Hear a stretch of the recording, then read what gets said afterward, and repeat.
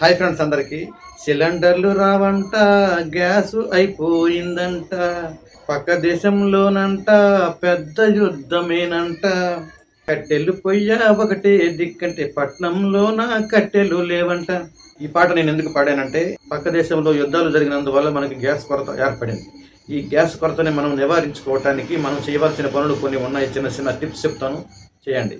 గృహిణీలు వంట వండేటప్పుడు కొన్ని పదార్థాలు ఉడకపెట్టే పదార్థాలు ఉంటాయి. ఆ ఉడకపెట్టే పదార్థాలని కుక్కర్లో పెట్టి ఉడకపెట్టుకోండి, తర్వాత మామూలుగా వండండి. దానివల్ల 10% గ్యాస్ సేవ్ చేయవచ్చు. 2, ప్రతి ఐటెం మీద మూత పెట్టి వండుకుంటే 5% గ్యాస్ని సేవ్ చేసుకోవచ్చు.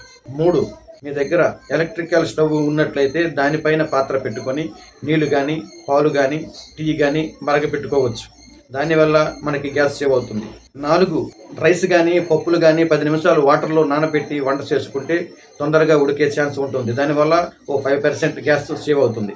ఇలాగే కొన్ని చిన్న చిన్న టిప్స్ మీకు కూడా తెలిసేటివి కొన్ని ఉంటాయి. ఈ టిప్స్ అన్ని పాటిస్తే మనం గ్యాస్ సేవ్ చేసుకోవచ్చు. ఈ మాటలు కొంతమందికి ఉపయోగపడవచ్చు. మీ ఫ్రెండ్స్ అండ్ ఫ్యామిలీస్కి ఈ రీల్ని షేర్ చేసి మీకు నచ్చినట్లయితే ఒక లైక్ చేయండి. Thank you so much. నమస్తే.